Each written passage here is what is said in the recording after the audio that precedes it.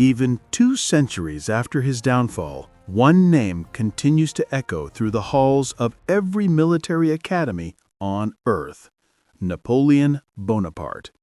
From Rommel to Montgomery, from Patton to Eisenhower, countless modern generals studied his campaigns as if they were sacred blueprints of strategy. How did a man born on a small island in the Mediterranean rise to dominate Europe and change the art of war forever? Napoleon wasn't merely a conqueror. He was an engineer of movement, a master of deception and precision who could outthink entire coalitions before the first cannon fired. In this video, we'll relive 3 of his most brilliant tactical masterpieces, moments when the fate of nations turned not on brute strength, but on intellect and imagination. These are the campaigns that forged his legend, where speed became a weapon, deception became an art, and war became something entirely new. Our story begins in the spring of 1796. France was exhausted.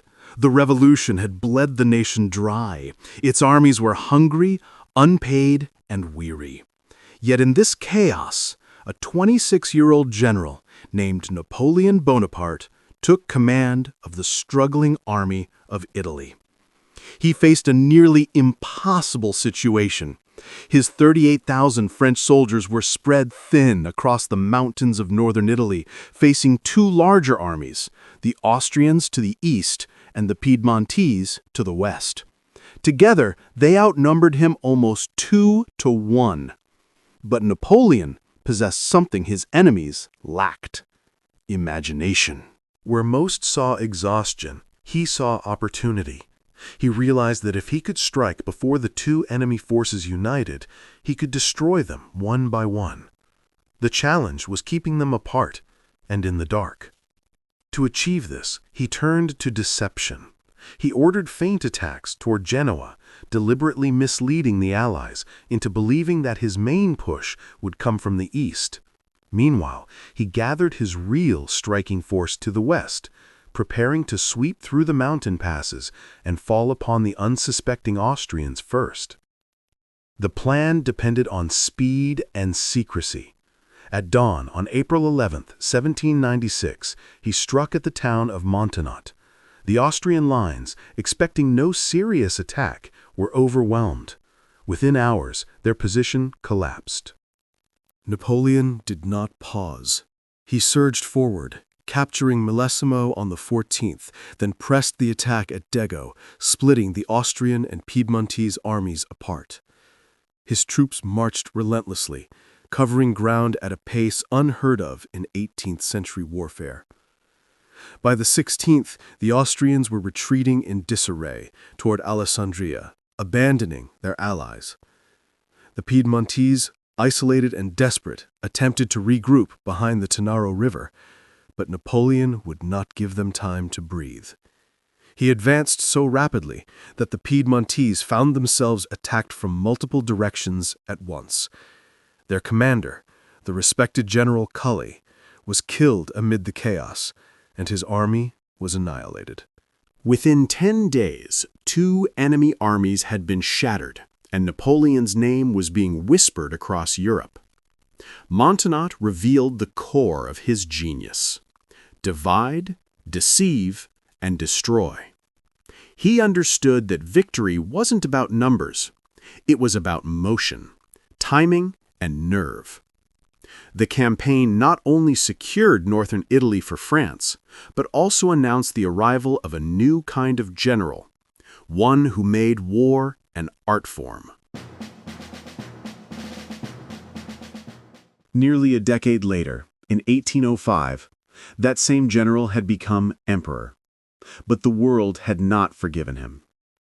Britain, Russia, and Austria formed the Third Coalition, vowing to crush Napoleon's empire once and for all. At the heart of Austria, General Karl Marx led an army of 72,000 men into Bavaria, hoping to cut Napoleon off from France before Russian reinforcements arrived. Marx fortified his troops around the city of Ulm, believing he could hold out long enough for help to arrive. But Napoleon saw something different. To him, Mac's army was not a threat. It was a gift. He unleashed the Grande Armée, 200,000 men trained in lightning mobility and iron discipline. Instead of attacking head-on from the west, Napoleon executed one of the most audacious maneuvers in military history, the right wheel envelopment. His entire army swung north, crossed the Danube River, and then swept around behind Ulm, cutting off Mac's supply lines and sealing every road that led out of the city. What made this so extraordinary was the precision. Dozens of divisions, spread across hundreds of kilometers, moved as if guided by a single hand. Each corps acted independently, yet coordinated perfectly, a revolutionary system Napoleon himself had designed. To disguise the movement, he ordered heavy cavalry attacks from the west, tricking the Austrians into believing that a massive frontal assault was imminent. Meanwhile, French columns appeared behind them, not in days, but in mere hours. When Mack realized the truth, he was surrounded. The French had captured every crossing, every road, every route of escape. By mid-October, with his supplies dwindling and morale collapsing, Mack was trapped. Napoleon gave him a single chance to surrender. On October 17, 1805, the once proud Austrian general laid down his arms. 30,000 men, all their artillery and equipment, were handed over, without a decisive battle being fought. Napoleon entered Ulm not as a conqueror drenched in blood, but as a master strategist who had won through movement alone. In his own words, "In war, the moral is to the physical as 3 is to 1. He had defeated an entire army by controlling fear, time, and perception. The Ulm Campaign became the textbook example of operational warfare, still studied today for its flawless coordination and near bloodless victory. But Napoleon's genius didn't stop there. Just weeks later, he would deliver what many historians still call the greatest victory in military history. December 2nd, 1805. The cold morning mist of Moravia hung heavy over the hills near the small town of Austerlitz. Here, Napoleon faced the combined might of the Russian and Austrian empires, more than 85,000 men, against his 66,000. He was outnumbered, outflanked, deep in enemy territory. And that's exactly how he wanted it. Days before the battle, Napoleon deliberately feigned weakness. He abandoned the commanding high ground known as the Pratzen Heights, luring the Allies into thinking he was on the verge of retreat. The Allied plan seemed brilliant. Attack the French right flank, roll it up, and trap Napoleon's army against the rivers to the west. But what they didn't know, what Napoleon knew, was that the center of their line would be dangerously exposed once they moved their main force south. As dawn broke on December 2nd, the battlefield lay hidden beneath a dense fog. The Allies advanced, their columns pushing hard against Napoleon's right flank.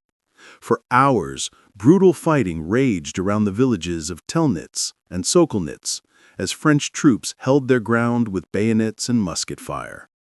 Then, at precisely 8:45 a.m., the fog lifted. From the mist below, tens of thousands of French soldiers suddenly surged upward, directly toward the Pratzen Heights. The move stunned the Allied commanders. What they thought was an empty center erupted with disciplined fury. Napoleon's timing was perfect. The Allied middle was thin, scattered, and unprepared. By 11 a.m., the heights were in French hands. The Allied army, now split in two, began to crumble. Those still fighting near the frozen lakes to the south found themselves trapped, with French artillery raining shells onto the ice.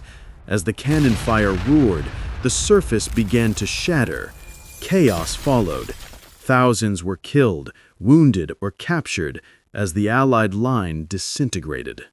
By afternoon, the battle was over.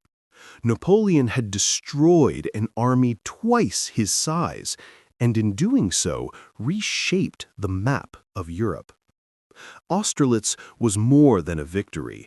It was a statement, a message to every monarch and general in Europe, that strategy, intelligence, and timing could triumph over numbers, over politics, and even over fate itself.